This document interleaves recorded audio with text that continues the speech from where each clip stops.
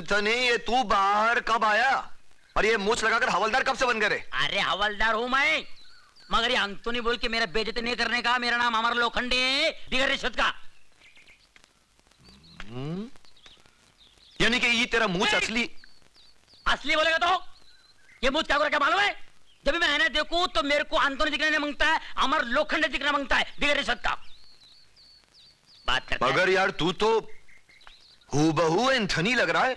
हमारा बाप भी उबहू था, वो उबहू था इसलिए हम दोनों उबहू लगता है। हम दोनों उबहू नहीं लगेगा तो तुम और हम उबहू लगेगा। बात करता है, चलो उबहू। अरे उस्ताद बस क्या अकेले अकेले भाग रहे ले। अरे मेरी भी तो सजा खत्म हो गई ना, बोला साथ में चलेंगे। देखा उबहू। तो तू जेल से बाहर आ गया ना? तेरे को क्या तकलीफ हो रही है बे? अभी तो जेलर साहब से यही जाके बोलेगा ना कि अंतोनी को जिंदगी और बाहर नहीं निकालना।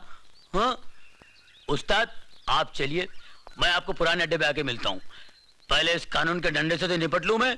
हाँ निपट ले निपट ले। ओए क्या बोलता बे? तू जैसे मामूली चोर के साथ बात करने को अमर लोखंडे अपने उसूल और आदर्श अपने कानून के खिलाफ समझता है। मेरे को शर्म आती तेरे को भाई बोलने को। अपन को इतनी गिरी हुई नजर से मत देख मेरे भाई। अरे हिंदुस्तान को आजाद करने के लिए ना बड़े बड़े नेता जेल के अंदर आए ले। अपनी वर्दी पे इतना मत इतरा, उसूल की बात कर रहे ले। अरे तेरा उसूल और ये कानून है ना, तेरे आदर्श, इसको गूंद के दो तंदूरी रोटी नहीं बन सकती। आज हम दोनों के बीच में जो दीवार है ना, वो इस जेल की दीवार से बहुत ऊंची है और हम दोनों एक छत के नीचे नहीं रह सकते बिगर रिश्वत के। किसको रहने का यार? है? अरे इसी जेल की दीवार के पीछे बचपन आ गया, गोटियां खेलते खेलते अपना। तेरे को हवलदार पांडु उठा के ले गया, मैं पास्तुल के अड्डे पहुंच गया और उस्मान चर्ची ने उसको उठा के ले गया। अरे तेरे पास क्या है यार? क्या है? धोखा की वर्दी, जूते, ये डंडा, ये टोपी? देख मेरे पास, देख मेरे पास पैसा है, नाम है, दौलत है, बंगला है, गाड़ी है और एक साड़ी पहनने वाली भी आ रही है। क्या है तेरे पास यार? हाँ मेरे पास तो माँ भी नहीं है। माँ? माँ का कुछ पता चला? अबे अंदर मैं था या तू? हवलदारों के माँ को ढूंढ सकता तू? अब क्यों ढूंढेगा तू? तू तो कानून का बेटा हो गया है ना। और वो चर्सी उस बेचारे से फुर्सत ही नहीं है। एक खोटा सिक्का ही माँ को ढूंढ के लाके देखना बिगर रिश्वत के।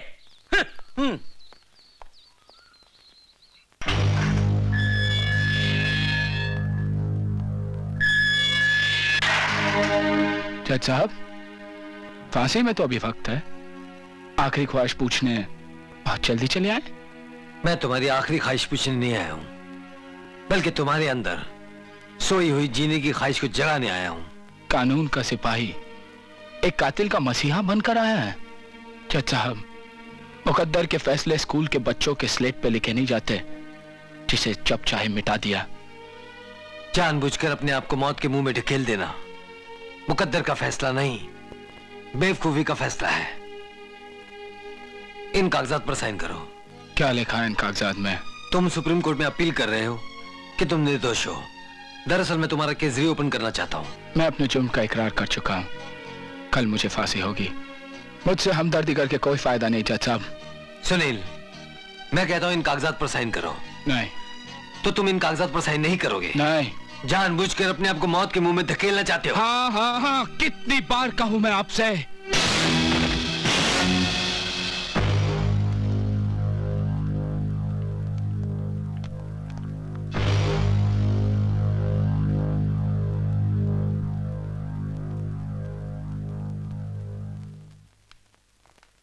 डॉक्टर साहब, सुनील कैसा है? सर पर चोट काफी गहरी आई है। नॉर्मल होने में 7-8 दिन लगेंगे। बाय द वे, उन्हें चोट आई कैसे? डॉक्टर साहब, मुजरिम बहुत चालाक है। वो जानता है कि कैदी जब तक जख्मी या बीमार हो, उसे तब तक फांसी नहीं दी जा सकती जब तक वो पूरी तरह ठीक ना हो जाए। इसी बात का फायदा उठाकर सुनील ने अपना सर सलाखों से टकरा टकरा कर अपने आप को जख्मी कर दिया, ताकि उसकी जिंदगी कुछ दिन और मिल जाए। क्या मैं उससे मिल सकता हूं? जी हाँ।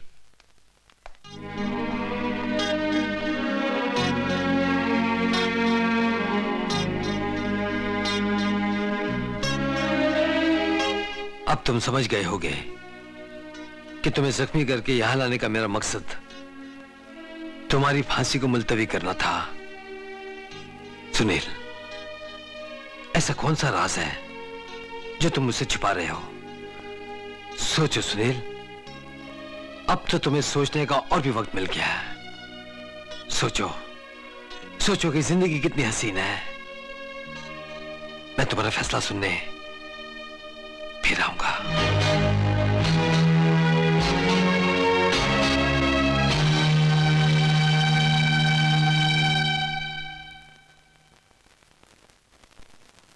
आज तुम्हें जेल ले जाया जा रहा है, जहां तुम्हें फांसी होगी। मेरी पूरी कोशिशों के बावजूद तुमने अपनी जबान नहीं खोली। सुनील, मुझे अपनी हार का दुख नहीं है, मुझे अफसोस तो इस बात का है कि तुम जीती हुई बाजी हार रहे हो। तुम्हारी खामोशी के पीछे क्या राज है वो भी मैं नहीं जानता, लेकिन तुम्हारी मौत पर मुझे बहुत अफसोस होगा, बहुत अफसोस।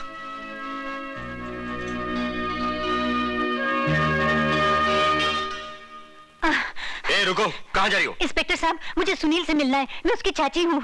देखो, थोड़ी देर में उसे जेल ले जाने वाले हैं, क्योंकि कल उसे फांसी होने वाली है। आप एक काम कीजिए, आप जेलर साहब से कहकर उसे वहीं मिल लेना। नहीं इंस्पेक्टर साहब, बस 2 मिनट I'm मुझे sorry, मिलने। मैं आपके लिए कुछ नहीं कर सकता। क्या बात है पवार, ये कैसा शोर है? मैडम, ये कह रही है मैं सुनील की चाची हूँ और उसे मिलने की जिद कर रही है। देखिए, बड़ी मेहरबानी होगी, 2 मिनट मिलने दीजिए मुझे सुनील से। अच्छा ठीक है, मिलवा दो। ओके, आइए।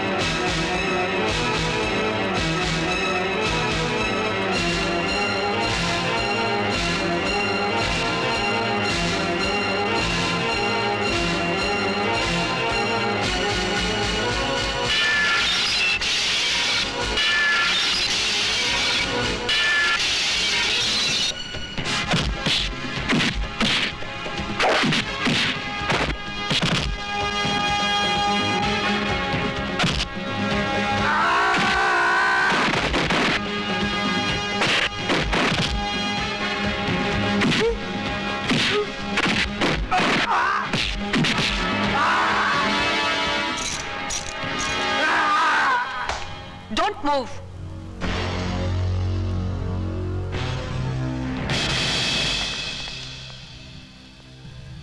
जेलर साहब, ले जाइए अपने कैदी को। ले चलो इसे।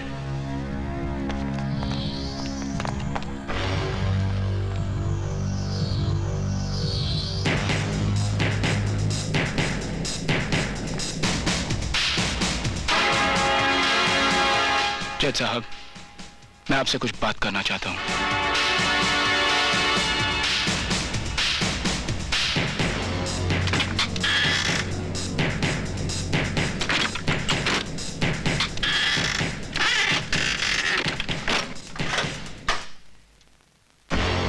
जेलर साहब, मैं सुनील से अकेले में बात करना चाहता हूं। आई एम वेरी सॉरी जज साहब। ओह, अगर आपको इतराज ना हो तो मैं वैन में बैठकर ही रास्ते में बात कर लूंगा। ठीक है, आइए आप।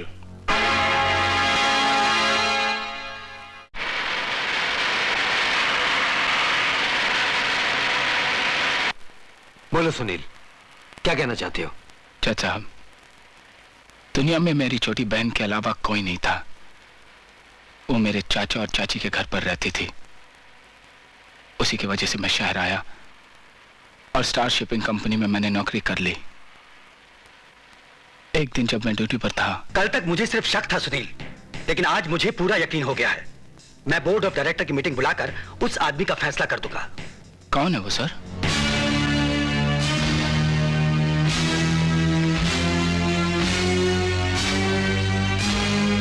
Sunil, you can go now. Thank you sir.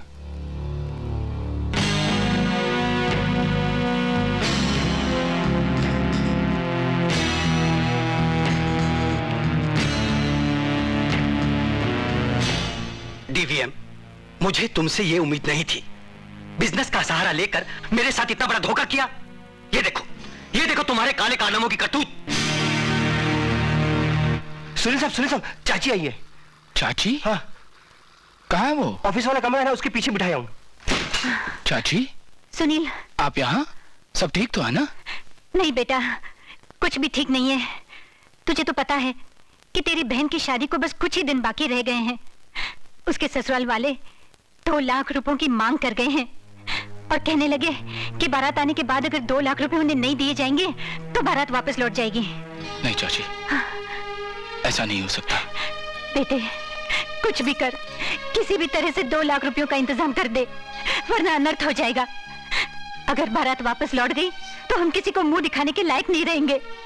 लोग तरह तरह की बातें करेंगे। तेरे चाचा इस सदमे से बीमार हो गए हैं और सुनीता, अगर उस लड़के से उसकी शादी नहीं हुई तो वो अपनी जान दे देगी बेटे।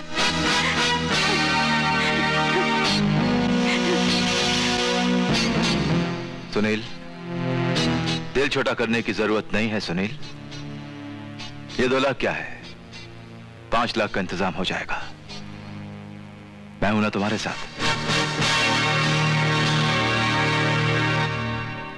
इसी लालच में कि मेरी बहन की विदाई हंसी खुशी से हो जाए, मैं डीवीएम के इशारों पे चलता रहा। वो कहता गया, मैं करता गया। अंजाम यह हुआ कि आज मैं फांसी के तख्ते पर लड़कने जा रहा हूं। लेकिन ये बात तुमने अब तक मुझसे छुपाकर क्यों रखी? बात ही कुछ ऐसी है जज साहब, वरना आज भी मैं अपना मुंह बंद रखता। मेरे और डीवीएम के बीच कुछ बात तय हुई थी। मेरे जेल जाने के बाद वो मेरे रुपए मेरी चाची और बहन को देने वाला था। जब मेरी बहन और चाची उसके पास गए तो रुपये देने के बजाय उसने उन्हें कैद कर लिया। वो ये चाहता था कि मुझे फांसी हो जाए। जब मेरी बहन और चाची को इसका अंदाजा लगा तो वो बेचैन हो गए और उन्हें भागने की कोशिश भी की। डीवीएम के आदमियों ने उन पर गोली भी चलाई। मेरी चाची तो बच गई, लेकिन मेरी बहन बच न पाई। Oh no. आज जब अस्पताल आकर चाची ने मुझे सारी सच्चाई बताई, मैं पागल सा हो गया।